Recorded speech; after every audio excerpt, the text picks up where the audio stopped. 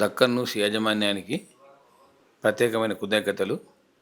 మరి వాళ్ళు ఛానల్ ఏర్పాటు చేసుకున్నందుకు. మరి ఇంకా ముందు ముందు భవిష్యత్తులో మరి ప్రజాస్వామ్య వ్యవస్థలో ఎన్నో సమస్యలు ఉంటాయి.